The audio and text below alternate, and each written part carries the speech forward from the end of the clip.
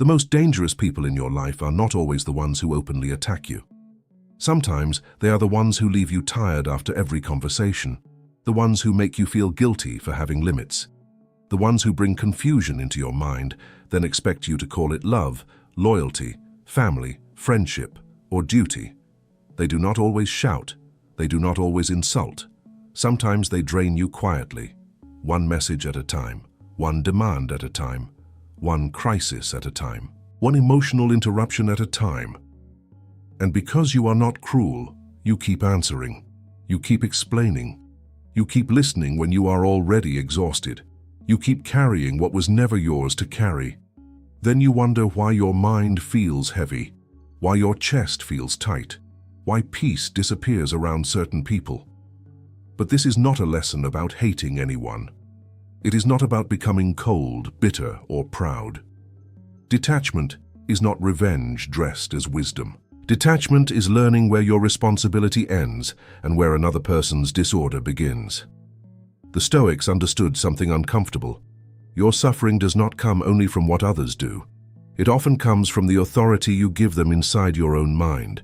You cannot control their mood. You cannot control their expectations. You cannot control whether they understand you, appreciate you, respect your limits, or react maturely when you stop being endlessly available. But you can control your judgment. You can control your attention. You can control the door through which their chaos enters your inner life. Because the person who drains you may not be standing in front of you right now. They may be living inside your thoughts. You may still be explaining yourself to them in silence. You may still be defending decisions they never wanted to understand. You may still be trying to prove that you are good, kind, loyal, and fair to someone who benefits from keeping you emotionally uncertain. So before you cut anyone off, before you send a message, before you make a dramatic decision, ask yourself the harder question. Why did I give this person so much power over the state of my soul? That question is not meant to shame you. It is meant to wake you up. The moment you understand that your peace has been rented out to people who did not earn access to it, you stop calling exhaustion compassion. You stop calling self-abandonment kindness. You stop confusing emotional slavery with love. Marcus Aurelius would not tell you to despise difficult people. He would remind you that difficult people are part of life. But he would also remind you that another person's lack of discipline does not give you permission to lose your own. Detach from people who drain you, not because you are above them, but because your reason was not given to you, so it could be ruled by their chaos. They may disturb the room, but you decide whether they enter the citadel. They are not taking your energy by force. Most of the time, you are surrendering your judgment without noticing. That is hard to hear, because it is easier to say, "This person drains me," than to say, "I keep giving this person permission to rule my inner state." But Stoicism is not interested in easy explanations. It is interested in freedom. And freedom begins when you stop placing the entire cause of your suffering outside yourself. Some people bring pressure, complaint, guilt, criticism, neediness, or confusion. But the deepest damage does not happen only because they speak or demand. The deepest damage happens when your mind accepts the idea that you must obey their emotional weather. You think you must fix this. You think you must answer now. You think you must explain yourself until they understand. You think you must keep them calm, or you are the problem. You think that if they are disappointed in you, you have done something wrong. With each thought, you hand over a little more command. This is why detachment must begin inside the mind before it becomes visible in your behavior. If you detach only on the outside, but inside you are still afraid, guilty, angry, and desperate to be approved, you are not free. You have changed the distance, not the authority. Epictetus taught in the Enchiridion, section 5, that human beings are not disturbed by things themselves, but by the judgments they form about those things. The message is an event. The thought, "I must answer immediately or they will think I do not care," is a judgment. Their disappointment is an event. The thought, "This proves I am selfish," is a judgment. If you never examine these judgments, you will keep calling it love when it is fear. You will keep calling it loyalty when it is anxiety. You will keep calling it kindness when it is self-abandonment wearing a gentle mask. A draining person does not need to control your whole life to control you. They only need to train your nervous system to react before your reason has spoken. They only need you to feel responsible for their discomfort. They only need you to believe that peace is something you must earn by keeping them satisfied. Ask yourself with honesty, is that virtue? Is that justice?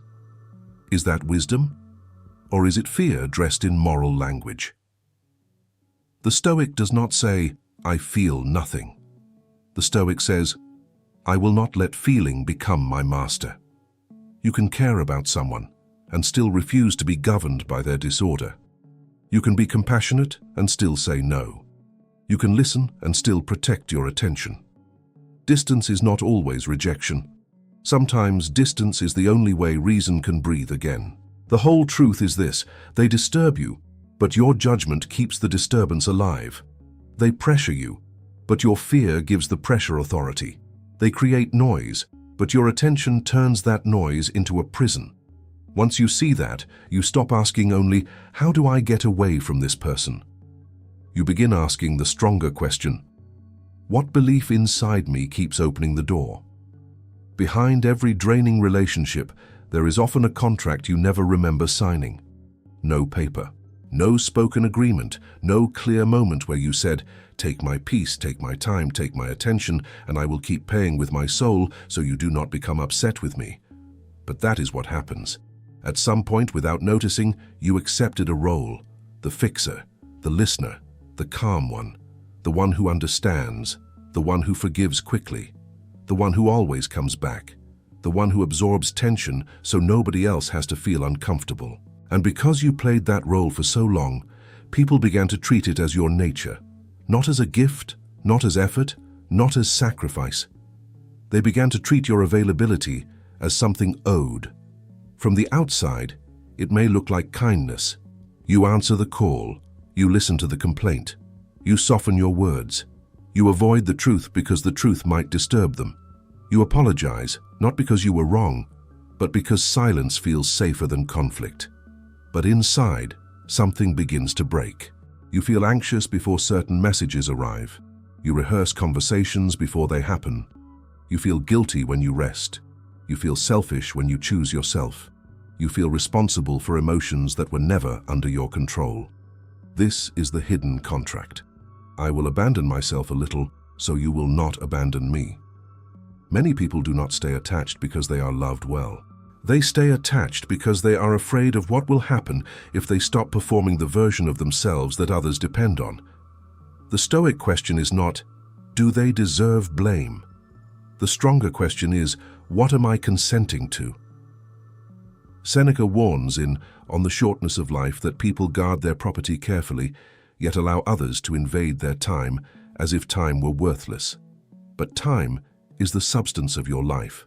When someone repeatedly enters your mind, consumes your attention, disturbs your judgment, and leaves you unable to return to yourself, they have taken more than a conversation. Wisdom requires distinction. There is a difference between supporting someone and becoming their emotional container. There is a difference between compassion and self-erasure. There is a difference between being patient and allowing another person's disorder to govern your inner life. You know the difference by what happens after you interact with them. Do you feel clearer or more confused? Do you feel respected or quietly used? Do you feel connected or emotionally responsible for something you cannot fix? Do you feel free to be honest, or do you calculate every word to avoid their reaction? That calculation is not peace. It is captivity with polite language. Maybe the person never asked you to sign this contract directly. Maybe you offered it because of an old fear. Fear of rejection, fear of being misunderstood, fear of being called selfish, fear of becoming the bad person in someone else's story. So you kept paying with your attention, your sleep, your nervous system, and your ability to be present in your own life. This is why detachment feels difficult. You are not only stepping away from a person, you are breaking an agreement your mind has mistaken for identity. If you have always been the one who fixes, who are you when you stop fixing? If you have always been the one who explains, who are you when you allow someone to misunderstand you without chasing approval? That is the real crisis, not their reaction, your identity. Detachment begins when you stop agreeing to be emotionally governed by another person's instability.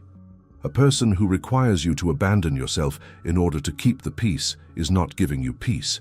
They are renting your mind. Not every person who drains you does it in the same way. Some drain you through crisis, some drain you through confusion, some drain you through quiet expectation. If you do not learn the difference, you will keep using the same response for different kinds of disorder. You will argue when you should step back. You will explain when you should observe. You will give more when wisdom is asking you to give less. The Stoic mind does not rush to condemn people. It studies patterns. It asks, what happens to my reason when I remain too close to this person? The first kind of draining person is the emotional debtor. This is the person who arrives with pain, urgency, complaint, crisis, fear, or anger, but rarely arrives with responsibility. They do not simply share their burden, they hand it to you and silently expect you to carry it. They speak as if every problem is an emergency. Every discomfort becomes a reason for you to stop what you are doing. Every emotional storm becomes something you must answer, solve, calm, or repair. But there is a difference between helping someone stand and letting someone use your spine because they refuse to strengthen their own. Compassion is noble, but compassion without reason becomes servitude. Seneca understood this danger well. In Letters from a Stoic, Letter 1, he warns that much of life is not taken from us by force, but slips away because we fail to guard it. Your attention is part of your life. Your emotional strength is part of your life. Your ability to think clearly is part of your life. The second kind of draining person is the confusion maker. This one is more dangerous because the damage is not always loud. After speaking to them, you do not simply feel tired, you feel less certain of yourself. They twist the meaning of your words. They shift blame without appearing to do it. They make you defend your tone instead of addressing the truth. They turn simple conversations into emotional fog. By the end, you are no longer asking, what is right? You are asking, am I the problem? That is how confusion becomes control. A clear mind is difficult to dominate, but a mind trapped in doubt can be led anywhere. This is why Epictetus insisted that we examine impressions before accepting them. In Discourses of Epictetus, Book 2, Chapter 18, he teaches that the mind must not be carried away by appearances without first testing them. In real life, this means you do not have to believe every accusation just because it was spoken with emotion. You do not have to treat their certainty as truth. The third kind of draining person is the silent taker. This person may not insult you. They may not create obvious drama. Their power is quieter. They assume access. They assume you will answer. They assume you will adjust. They assume you will understand. They assume your kindness is permanent. They assume your patience has no cost. And because they are not openly cruel, you question your own discomfort. You tell yourself, they did not do anything terrible. But wisdom asks a sharper question. Does someone have to do something terrible before you are allowed to protect your peace? The emotional debtor drains you by transferring weight. The confusion maker drains you by weakening clarity. The silent taker drains you by normalizing access. These people are not monsters. They may be wounded, unaware, afraid, insecure, or immature. A Stoic does not need hatred in order to be firm. The question is not, how do I punish them? The question is, how do I remain just without becoming available to what destroys my judgment? Understanding a person explains their behavior. It does not require you to surrender your peace to it. Not everyone deserves the same distance from your mind. Stoicism does not ask you to reject people. It asks you to put people in their proper place. Not with arrogance, not with cruelty, but with order. Because a disordered life often begins with disordered access. You let someone who has never shown discipline over their own emotions stand too close to your inner world.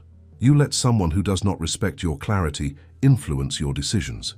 You let someone who brings confusion into every conversation occupy the same space in your mind as the people who bring truth, peace, responsibility, and growth.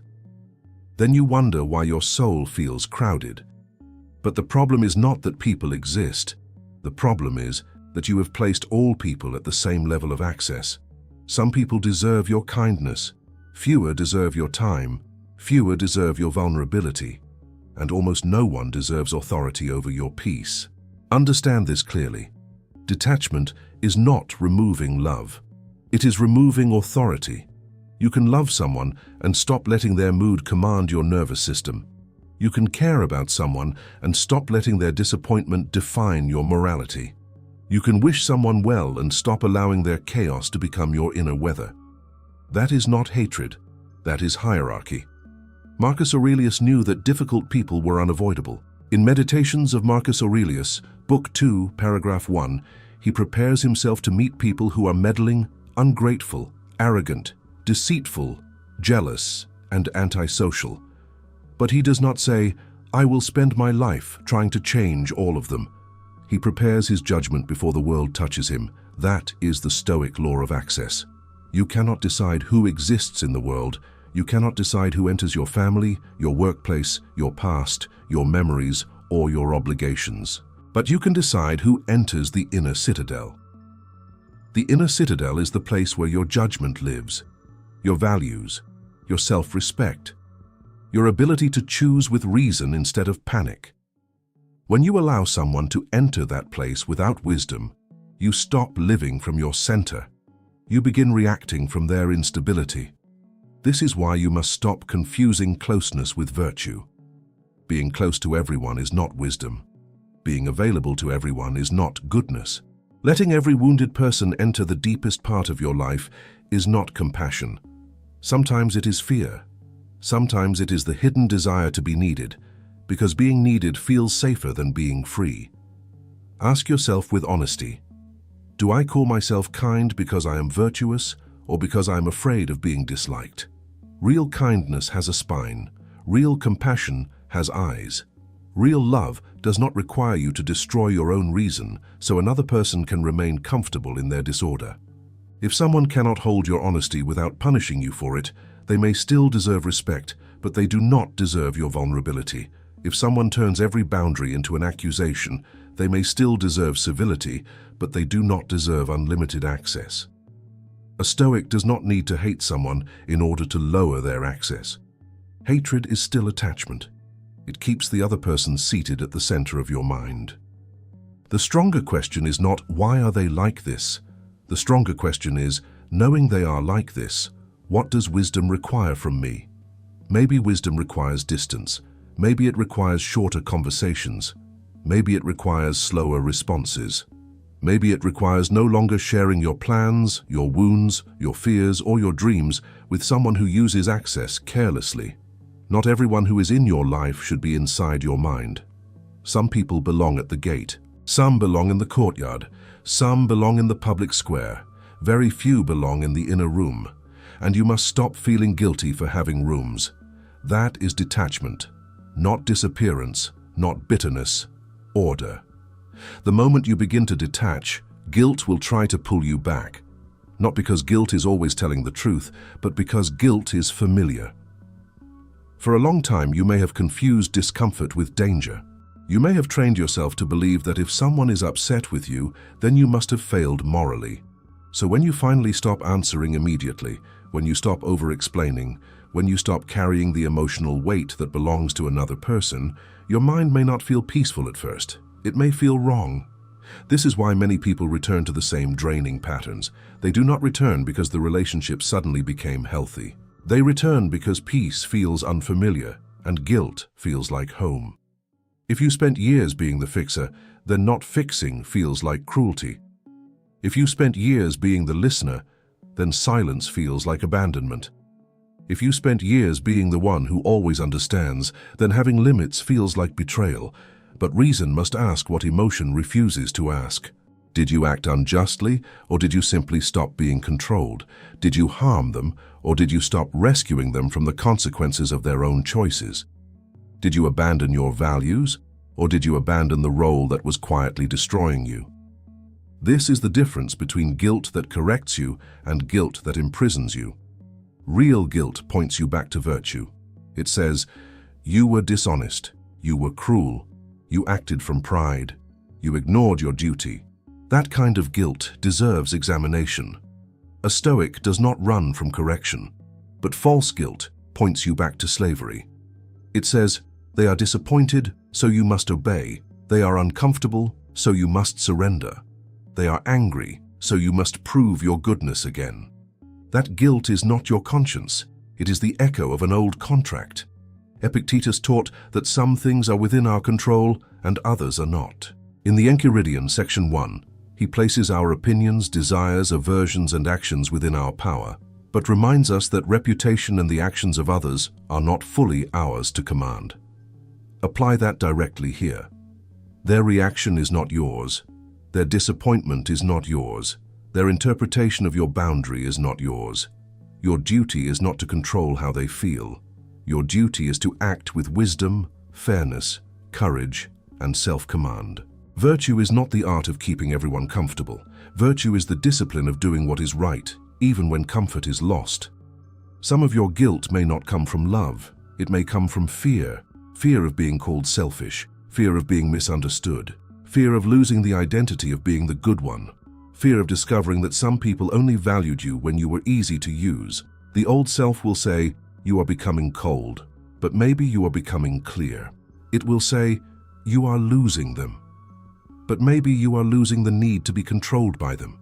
It will say, you are not the same anymore. And that may be true. But not every version of you deserves to survive. The version of you that abandoned itself for approval must die. The version of you that confused anxiety with responsibility must die. The version of you that believed love required exhaustion must die. So when guilt comes, do not immediately surrender to it. Sit with it. Question it. Put it on trial before reason.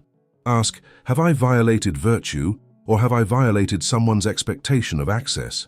Ask, am I being unjust, or am I simply refusing to be endlessly available? Ask, is this guilt guiding me toward goodness, or dragging me back into the old prison? These questions turn guilt from a chain into a teacher. Some people are part of your path, but they are not meant to become your prison. It is easy to speak about boundaries when the person is far away, when you can block them, leave the room, stop answering, or remove them from your life completely. But what happens when the draining person is not someone you can simply erase? What if it is a parent, a sibling, a co-worker, a partner you are still trying to understand? An old friend connected to your history, someone tied to your duties, your memories, your family, your work, or your daily life? Then detachment cannot be childish. It cannot depend on dramatic disappearance. It must become deeper than distance. It must become an inner position. This is where the Stoic mind stops arguing with reality. You may not control whether this person exists in your life. You may not control their personality. You may not control their tone, their expectations, their emotional habits, their immaturity, or their reaction when you change. But you control the posture of your soul. Many people suffer because they keep trying to edit reality after reality has already spoken. They say they should be more understanding. Maybe they should, but they are not. They say they should respect my peace. Maybe they should, but they do not. So what will you do? Spend your life waiting for another person to become wise before you allow yourself to be free? That is not patience. That is captivity disguised as hope. Acceptance does not mean approval. To accept fate does not mean you agree with everything that happened. It does not mean you let people mistreat you and pretend it is spiritual strength. Acceptance means you stop wasting strength fighting the fact that the situation is real. If someone has shown you again and again that they bring disorder, then wisdom begins by admitting, this is what I am dealing with. Not the fantasy version. Not the version you hoped they would become. The real version, proven by repeated behavior. Marcus Aurelius returns again and again to the discipline of meeting life as it is. In Meditations of Marcus Aurelius, Book 6, paragraph 8, he reminds himself to accept whatever happens as something woven into the whole of life. This is the refusal to be shocked every day by what has already revealed itself. A draining person becomes more powerful when you keep being surprised by them. You know their pattern, but you still expect a different spirit. You know their reactions, but you still hand them your peace, as if this time they will hold it carefully. Then, when they behave according to their pattern, you collapse as if fate betrayed you. But fate did not betray you. Your expectation did. You do not need to hate them. You need to stop negotiating with evidence. If fire burns your hand, you do not hate fire. You respect its nature and stop placing your hand where it will be burned. If a person repeatedly brings confusion, guilt, and exhaustion into your mind, you do not need to make them a monster. You need to respect the evidence and adjust your access. Amor fati does not mean loving every wound. It means using every wound as material for discipline. The difficult person becomes training for patience. Their criticism becomes training for self-command. Their misunderstanding becomes training for independence. But training does not mean staying close to what destroys you. A soldier trains with weight, but he does not sleep under the weight forever. A wise person can learn from hardship without building a home inside it. Ask yourself, what is this person teaching me that I have refused to learn? Maybe they are teaching you that peace without boundaries is fragile. Maybe they are teaching you that kindness without courage becomes self-betrayal. Maybe they are teaching you that love cannot survive when one person must disappear for the other person to feel comfortable. Resentment says, why are they like this? Wisdom says, now that I see what they are like, how must I act? Fate may place certain people near you. Wisdom decides how deeply they enter you. You are not responsible for rewriting another person's soul. You are responsible for not abandoning your own. A person can be near your body and far from your center. This is real detachment.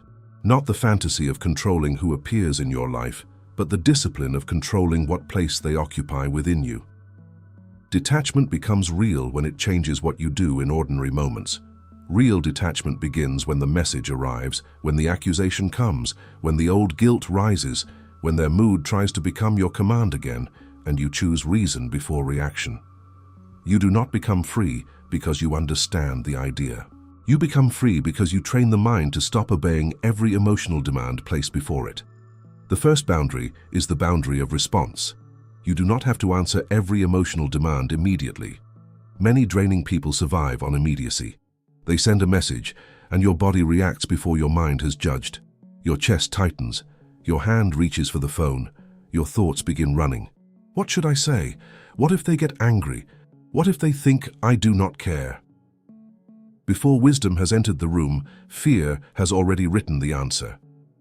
That is not communication. That is captivity. A Stoic does not allow urgency to replace judgment. Epictetus teaches in Discourses of Epictetus, Book 2, Chapter 18, that impressions must be examined before they are accepted. Not every feeling deserves obedience. Not every message deserves immediate access. So when the demand comes, pause. Not to punish them, not to manipulate them. Pause because your ruling faculty needs space to speak. Ask, what is actually being asked of me? Ask, is this truly urgent, or am I being pulled into someone else's panic? Ask, would I respond this way if I were calm, clear, and loyal to virtue? The pause is where freedom enters. The second boundary is the boundary of explanation. You do not have to explain your peace to someone committed to disturbing it. This is one of the hardest lessons for a kind person to learn. You think if you just explain with enough patience, they will understand. But some people do not want understanding. They want access. Every time you defend your boundary to someone who refuses to respect it, you make your boundary look negotiable. Every time you explain your decision to someone who only listens for weakness, you hand them another place to press. Every time you chase their approval, you teach your mind that peace is not valid until another person agrees with it. But your peace does not need their signature. Marcus Aurelius reminds himself, in Meditations of Marcus Aurelius, Book 8, paragraph 47, that if something is right, do it. If something is not right, do not do it. The wise person does not turn every necessary decision into a public trial. Speak clearly, speak fairly, speak once if speaking is required. Then stop feeding the court of endless misunderstanding. The third boundary is the boundary of attention. A person can be far from you and still control your entire day. They can be absent from the room and still occupy the center of your mind. You can stop answering their calls and still rehearse arguments with them while driving, eating, working, resting, and trying to sleep. That is not detachment. That is invisible attachment. Real detachment requires you to stop giving mental shelter to conversations that are no longer happening. Stop rebuilding the argument. Stop imagining what you should have said. Stop trying to win a trial inside your own head. Ask, is this thought helping me act with wisdom, or is it keeping me emotionally tied to the same disorder? If the thought produces clarity, examine it. If it produces only heat, resentment, fear, or the desire to prove yourself, release it. Attention is life. Wherever your attention goes, your life follows. The fourth boundary is the boundary of identity. You must stop defining yourself as the person who is always available, always understanding, always forgiving without change, always absorbing what others refuse to discipline in themselves. That identity may have earned you approval, but it also cost you peace. When you try to change, people may say, "You are different." They may say, "You used to care more." They may say, "You have changed." Let them notice. Let them be confused. Let them miss the version of you that had no gate. The Stoic does not ask, "Who do people need me to be so they remain comfortable?" The Stoic asks, "Who must I become to live with wisdom, courage, justice, and self-command?" Practice this in the smallest moments. Wait before answering. Speak without over-explaining. Bring your attention back when the mind begins rehearsing pain. Refuse the identity of the endless rescuer. Live it quietly until your nervous system learns that peace is safe. This is how detachment becomes daily discipline. Not one dramatic decision, but 1,000 small acts of inner government. The proof of detachment is not distance. The proof is inner freedom. Many people think they are detached because they stopped answering, stopped visiting, stopped explaining, or removed someone from their daily life. Sometimes distance is necessary. But distance alone does not prove that you are free. You can block someone and still think about them every night.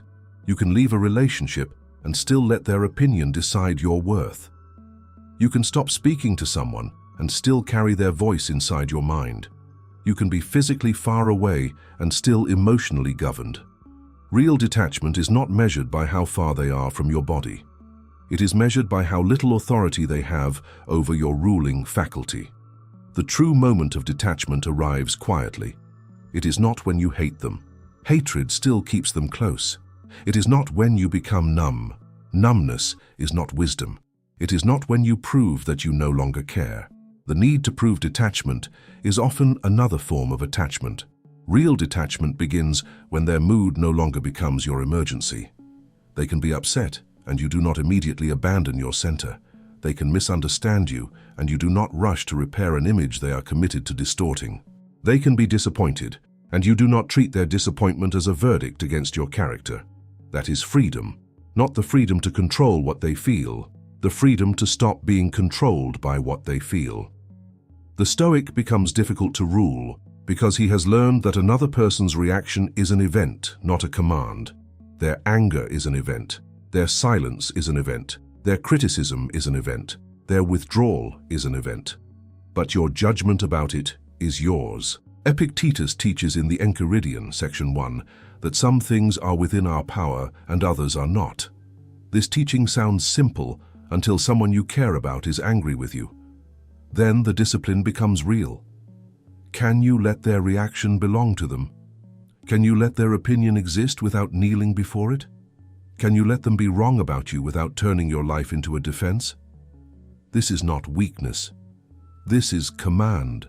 The old version of you believed every emotional disturbance required participation. If they were anxious, you had to fix it. If they were angry, you had to calm them. If they misunderstood you, you had to explain until your soul was tired. But now something has changed. You still notice the storm, but you no longer become the storm. You still feel the pressure, but you no longer treat pressure as law. You still care about what is right, but you no longer confuse being good with being endlessly available. The message arrives, and you breathe before responding. The accusation comes, and you examine it before accepting guilt. The silence appears, and you do not fill it with panic. The disappointment shows itself, and you do not betray your boundary to make it disappear. Peace is not the absence of difficult people.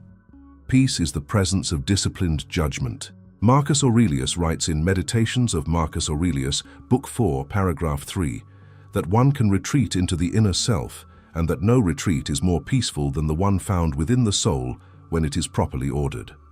You cannot always retreat from people, but you can retreat from the false belief that they own your inner life. Their opinion no longer decides your self-respect. Their confusion no longer steals your clarity. Their need no longer cancels your limits. Their disappointment no longer becomes your moral judge. Their emotional state no longer becomes the weather inside your chest. This is not because you stopped being human.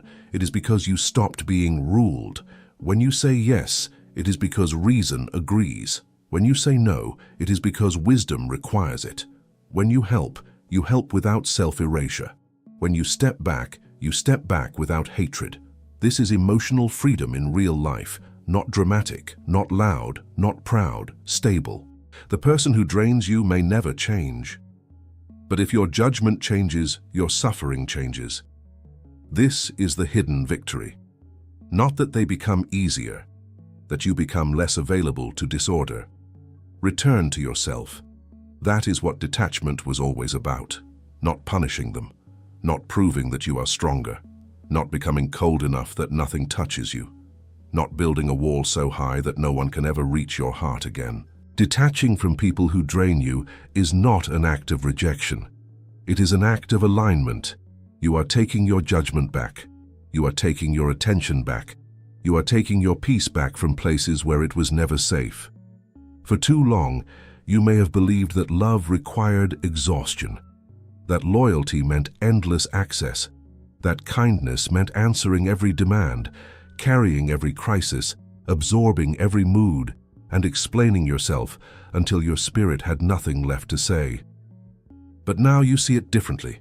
You can care without being controlled. You can be kind without being consumed. You can understand someone's pain without giving that pain authority over your life. You can accept that a person is wounded, immature, confused, or difficult, and still decide that their disorder will not become the ruler of your soul. This is not cruelty. This is responsibility. Because your highest human faculty is reason. Your ability to judge, to choose, to pause, to act according to wisdom instead of panic, this is the sacred center of your life. Every time you hand that center to someone else's chaos, you abandon the very thing that makes you free. Marcus Aurelius reminds himself in Meditations of Marcus Aurelius, Book 8, Paragraph 48, that the mind can preserve its own calm by refusing to be dragged away from itself. That is the work now, not to control every person, not to repair every misunderstanding, not to make every draining relationship peaceful by force. The work is to refuse to be dragged away from yourself. You cannot control who misunderstands you. You cannot control who demands more than you can give. You cannot control who becomes uncomfortable when you finally choose peace. You cannot control who calls your boundary selfish because they benefited from your lack of one. But you can control whether you abandon yourself to keep them satisfied. You can control whether guilt becomes your master. You can control whether another person's disappointment becomes your moral compass. You can control whether you keep giving sacred access to people who treat your inner life carelessly. Remember this: your peace is not a public resource. It is not something anyone can take whenever they are anxious, angry, lonely, jealous, needy, or dissatisfied. Your peace is something you are responsible for guarding with wisdom, not with hatred, not with arrogance, with wisdom. Some people should receive your kindness from a distance. Some people should receive your respect, but not your vulnerability. Some people should remain in your life, but not in your inner citadel. Some people must be released completely, not because you wish them harm, but because staying attached to them requires you to betray the order of your own soul. Do not make hatred your exit. Hatred will keep you tied to them. Do not make pride your exit. Pride will corrupt the lesson. Do not make revenge your exit. Revenge only proves that their chaos still commands you. Let reason be your exit. Let virtue be your standard. Let peace be something you protect without apology. When you detach in the Stoic way, you do not say, "They are worthless." You say, "My mind is not theirs to govern." You do not say, "I feel nothing." You say, "My feelings will not rule where wisdom must lead." You do not say, "I no longer care about people." You say, "I will no longer confuse care with self-abandonment." The same person may still exist. The same memories may still return. The same emotional pressure may still appear. But you are no longer the same servant responding to the same command. You have paused. You have examined. You have chosen. And in that choice, you become free. So let them be upset if they must be upset. Let them misunderstand if they insist on misunderstanding. Let them lose access to the version of you that survived by disappearing. Let them meet the version of you that no longer trades inner peace for external approval. Stand calmly at the gate of your own mind. Do not open it to every demand. Do not surrender it to every crisis.